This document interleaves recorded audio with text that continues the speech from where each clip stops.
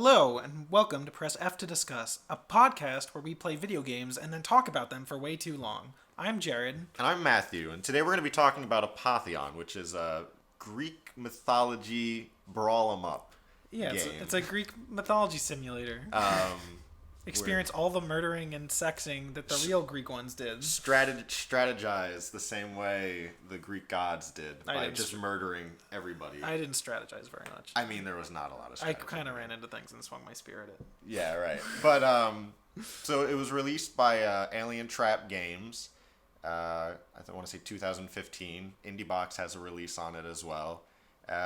Like we said, it's a Greek mythology game, so It's a side-scrolling action game. yeah. That is, Greek mythology is not super. It's set in Greek mythology. But I would also- say the Greek mythology is Okay, it's non-trivial, but also like does very little to describe what actually happens in it. true. It's like the one game I have tagged in my library for like Greek or something. Yeah, so personally I actually like really liked the game, which I wasn't expecting because I started it and like the combat feels really weird and janky at first, and like the writing doesn't necessarily stand out. And generally like the consensus seems to be online like it's like a good game, but people kind of get tired of it or like feel like they can't really fit into the combat. So that's kind of what I was expecting, but actually I ended up personally feeling that the combat was like a lot deeper than it appeared at first. Jared, I know you were a little bit less. As I'm sure Matt will give me shit for as soon as I say it. I'm a big fan of like Dark Souls, and of course this is like okay. So before anyone like any of our three listeners give me shit, like I'm aware that saying it's the Dark Souls of X is a really useless, reductive comparison. It's the Greek mythology of Dark Souls. But this has similar like down to the combat, like the similar Yes, back well, and actually, forth. and that was when I was like thinking about the combat. I was like trying to think of how I would describe the gameplay, and I'm like, this is like Dark Souls and Quake, where it's like I've it's never got done a Quake. okay. Well, Quake is like there's a lot. It's like very fast paced, and there's like a lot of like verticality to the combat. Yeah. And then Dark Souls obviously is sword and board, enemies that are typically much bigger than you, which I think the gods did a pretty good job of sort of giving you a feeling of Sure. being less than the gods as you kind of ramped up to their speed.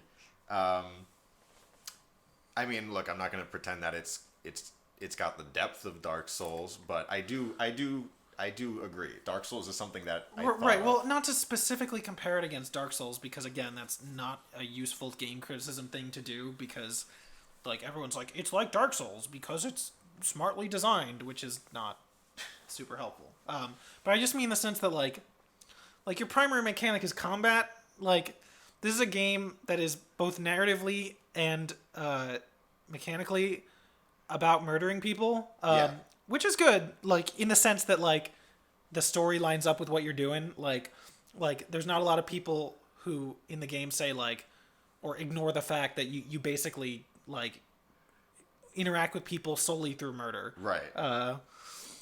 So that's neat, but like, man, it does not like it's not a great feeling game. Like It isn't, and I think that maybe was part of what put me off at first as well. Is like, I don't know, the sense that it was kind of brutal for its own sake, without necessarily having a lot of feeling to that. But like over time, I think it kind of comes into its own with how it deals with that in the context of Greek myths and of developing power.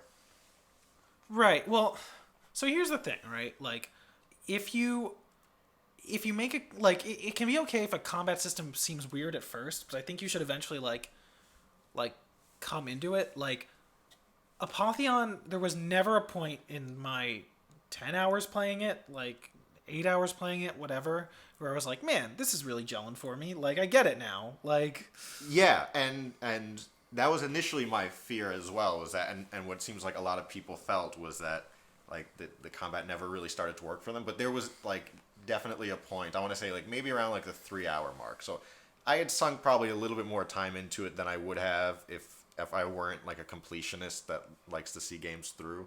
But there was a point where like for some reason the combat really started clicking for me, and I was like, a lot better at it. Right. Yeah. I never had that. Like. Yeah, and that because the world is so built around murdering, Yeah. that kind of impedes your ability to enjoy it. Yeah. Well, so like, the world is built around murdering. It is. But I think there's just like too much going on almost. So like there's like four different you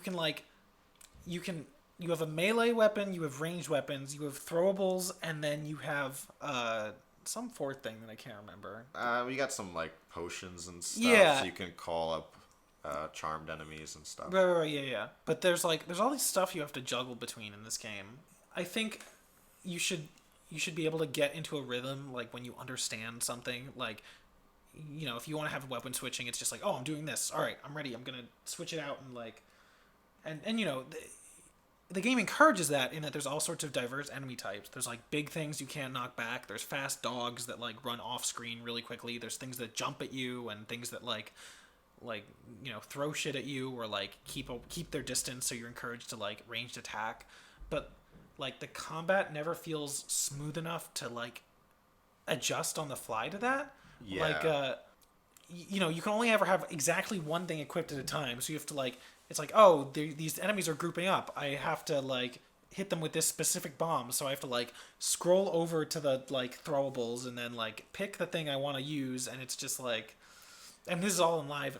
Right. Yeah, you can hit inventory and equip something there, but that kind of takes you out of it as well. Honestly, like weapon switching in game is always something that I've struggled with, so I don't know if I have anything necessarily helpful to add there, but I mean, I do want to add that in addition to like the enemy type being fairly diverse, the weapon diversity was interesting to me because at first it feels like it's all just like, oh, here's a thing I can stab somebody with, or here's a thing that I can like poke somebody with. Yeah. And that's true. And I do want to add also, you could throw anything Yes. at a character, and actually sometimes apparently that like it's easier to catch them off guard because it's like faster.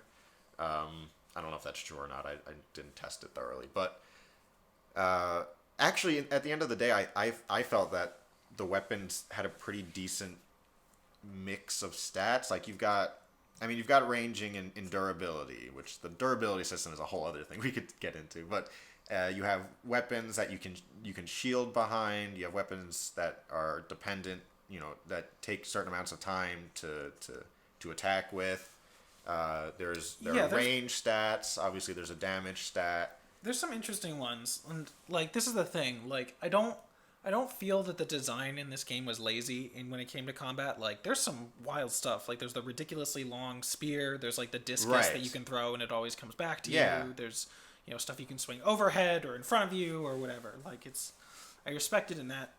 Yeah, and actually, like looking on the Steam forums, you can see the developer is pretty active, so you can see he or they or whoever it was, they're talking about like a lot of thought that went into these designs and how to like communicate them to the player and stuff. And I think the game kind of struggles to communicate those, I think, in a way that ultimately I think is a little bit of its detriment, because that's something I think a lot of players cite as being a frustration for them. Right, okay.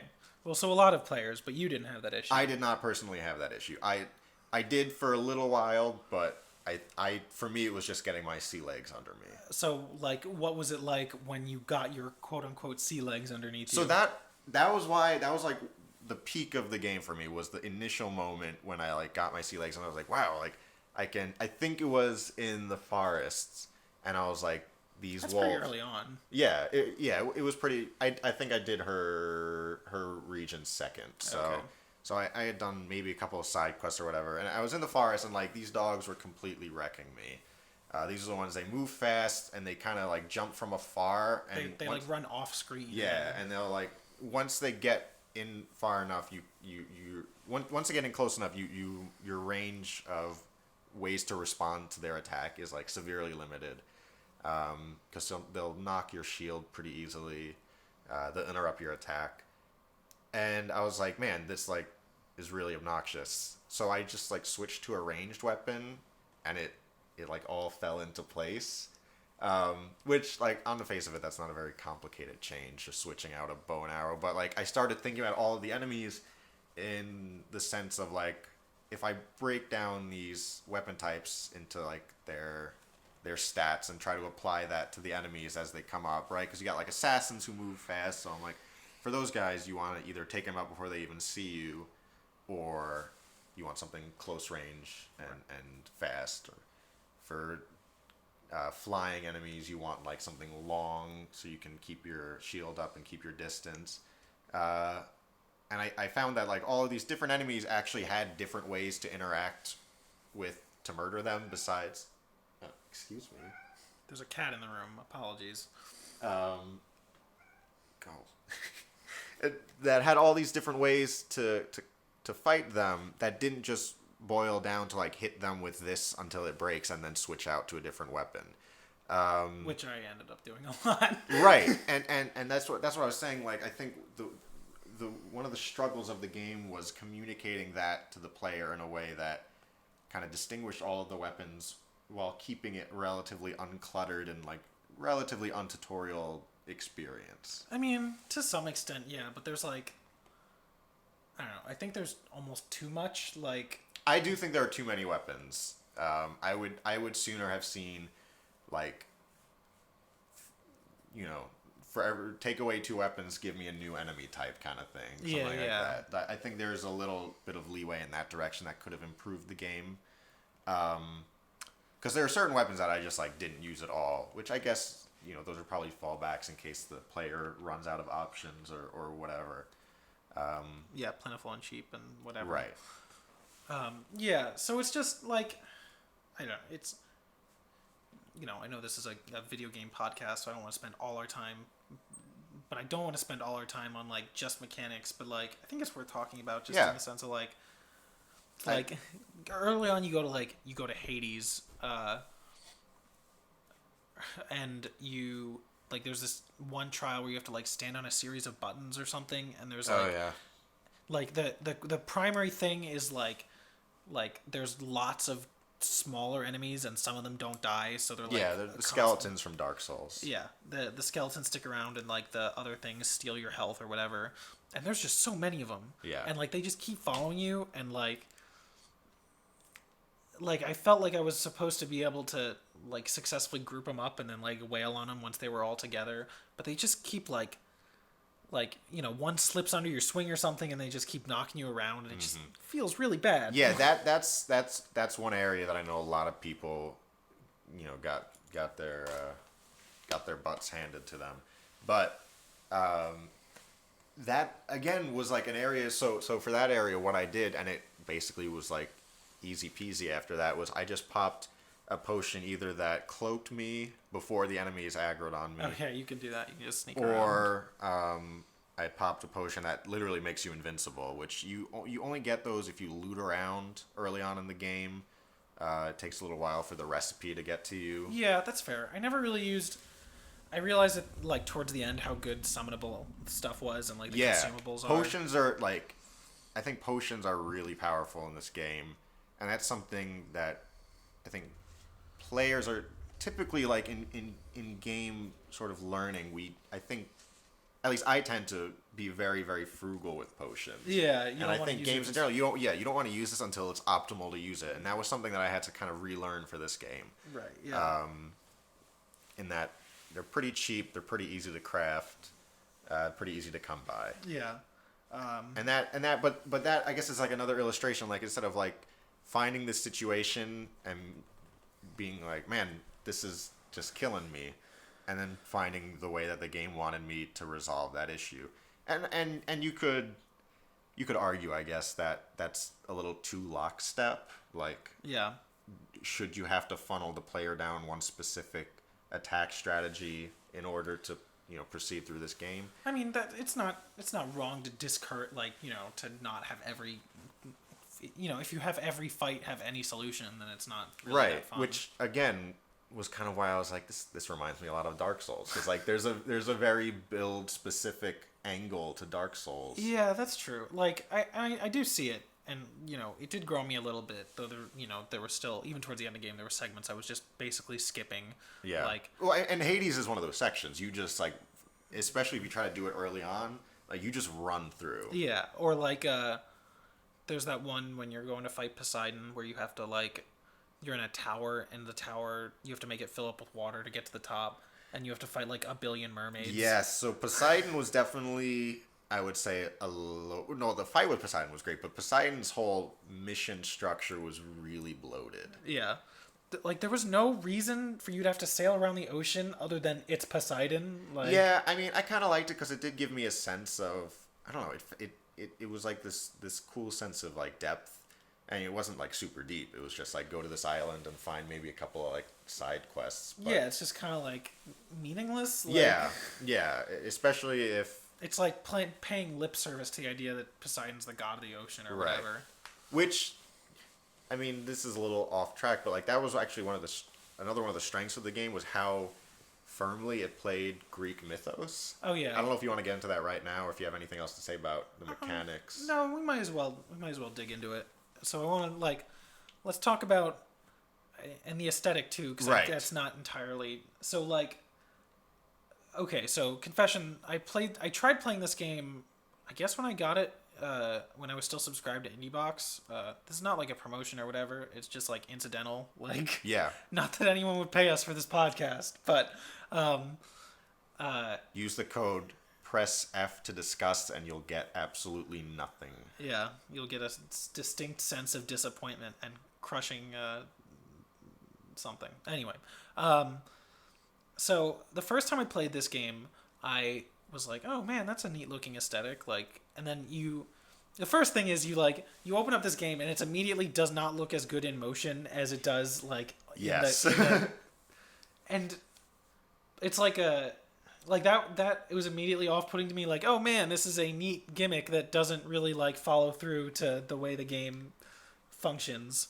Yeah, I can understand that. I mean, so Alien Trap also released Capsize, and this was kind of something I noticed with them too, or with that game too, is that like once it's in motion, sometimes it looks all a little janky in addition to feeling janky. I think it has to do with like the way the individual limbs are. Yeah, animated. It's so fluid for like a medium that's not super fluid. Right. It's like I think it's like every limb is animated like sort of on its own. I'm not really sure. I'm not. Yeah, there's something weird about it, but like, obviously it's meant to evoke a certain like atmosphere, like Greek. Right. myth. I mean, it plays it very straight. This is a yeah, Greek and in mythology. that it's cool. It's just like it feels like something that was not super well thought through, but like the grander thing, so back to the first time I was playing this, there's the first mission where you basically have to run around town, help a bunch of people, and then like you meet Hera and she sends you to gods or whatever. And I was like, man, this is really whatever, like running around killing people because I wasn't a huge fan of the combat.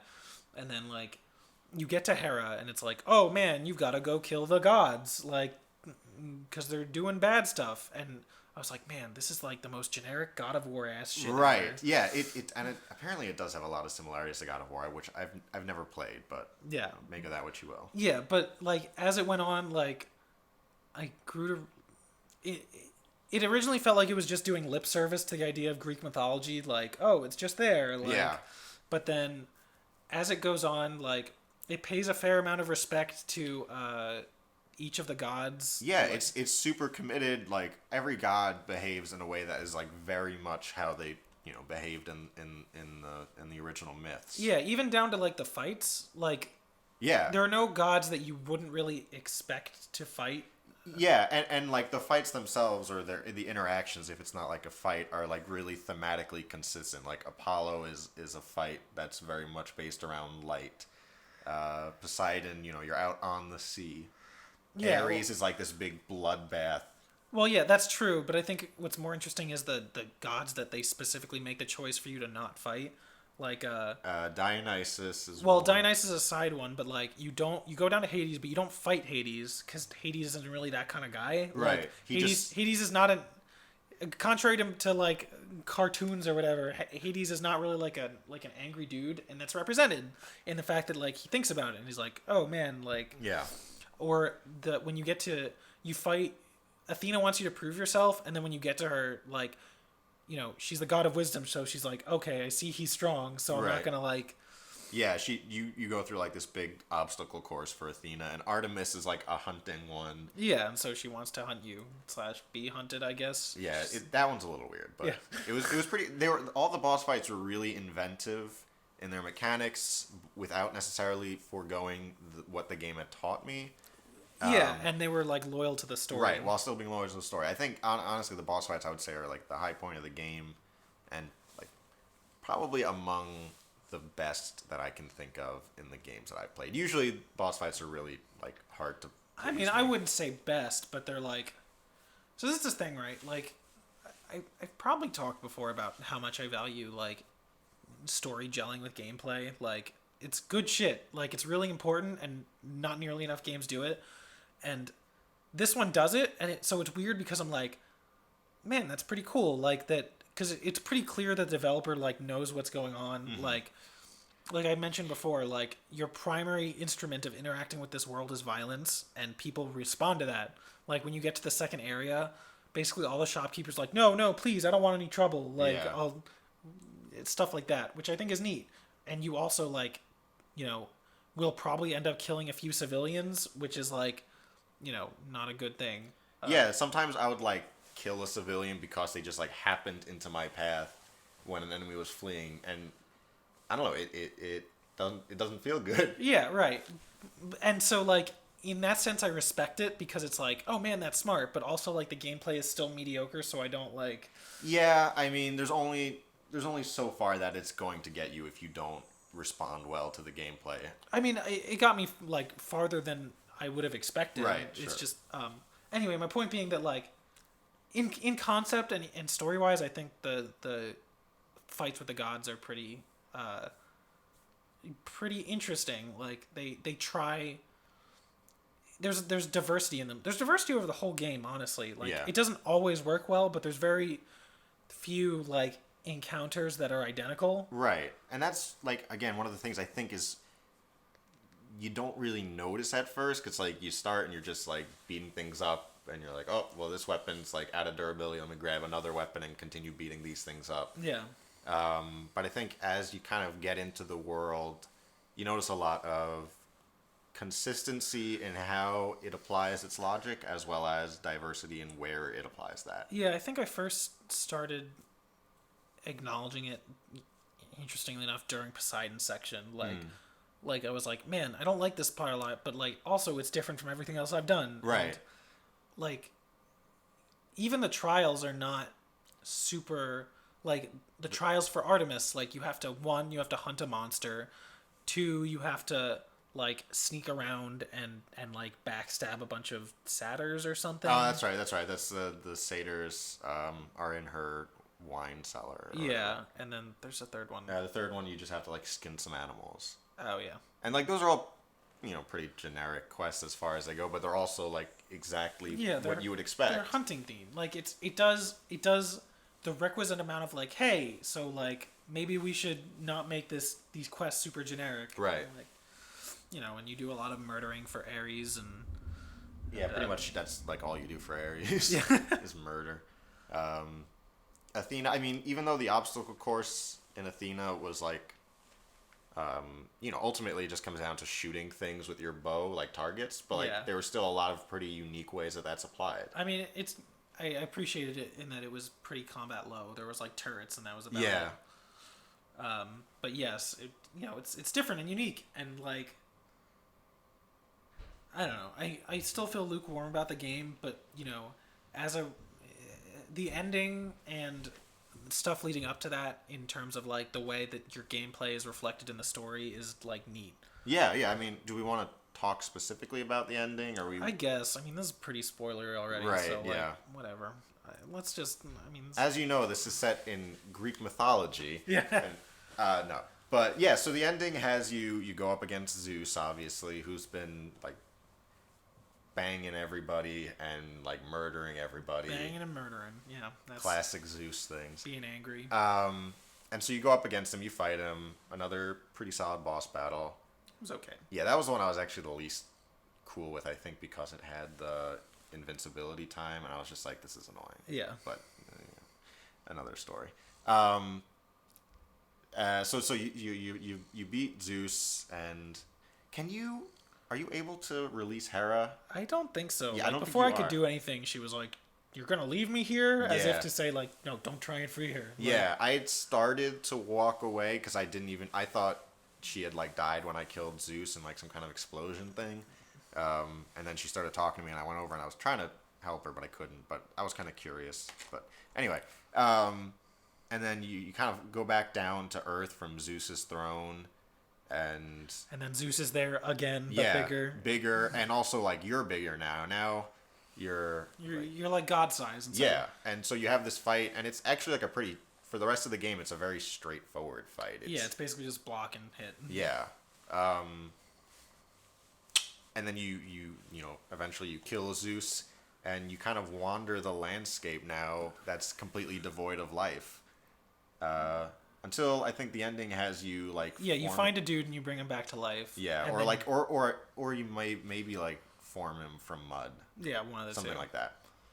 And then just kind of ends and I don't know, I think it's very specifically like shaped after the way Greek mythology is already shaped, where Zeus, cuts up Kronos and tosses him into Tartarus or whatever, and it's like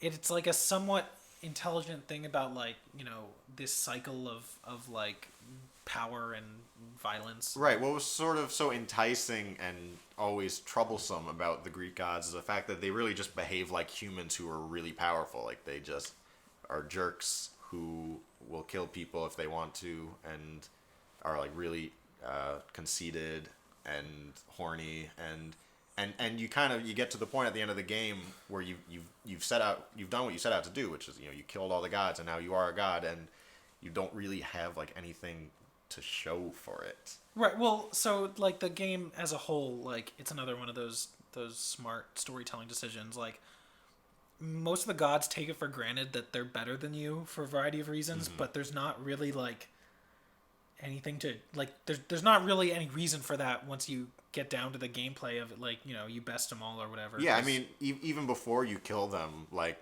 the only difference between you and them is the fact that they have these powers that they received somehow. They're not really any morally better than you. They're not necessarily wiser than you, and at the end of the day, they're not stronger than you. And you find yourself kind of in the position that you set out to destroy.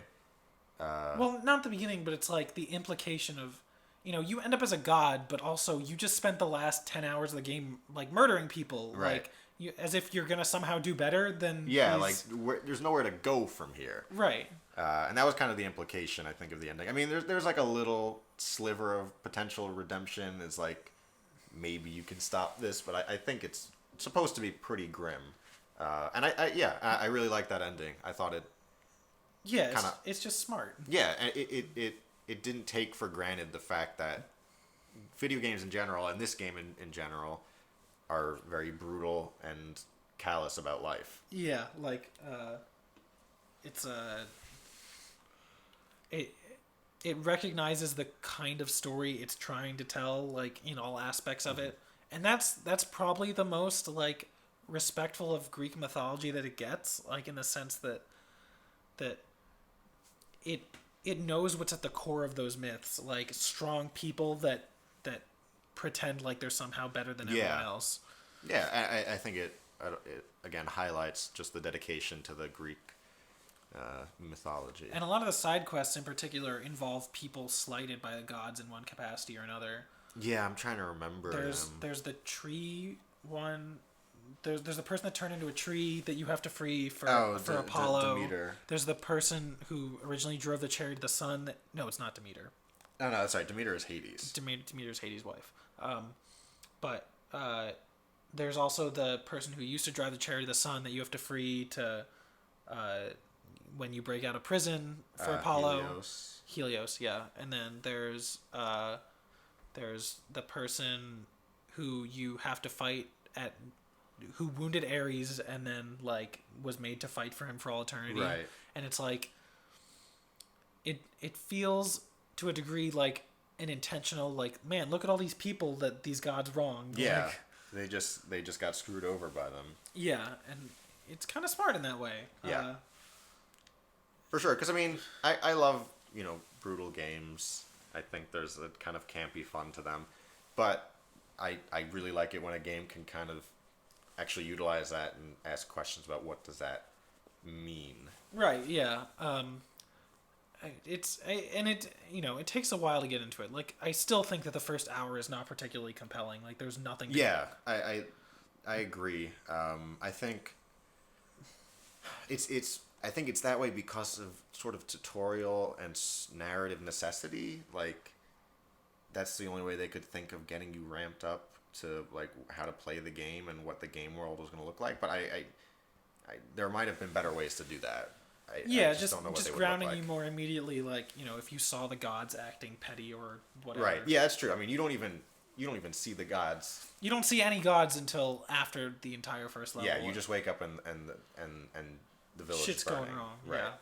It doesn't. But like, you know, it's still not one of my favorite games, but I respect it much more. Like, I'll respect anything that actually shows it knows how to tell a video game story, which is a rare enough commodity. It's the Spec Ops of Dark Souls. Oh Jesus!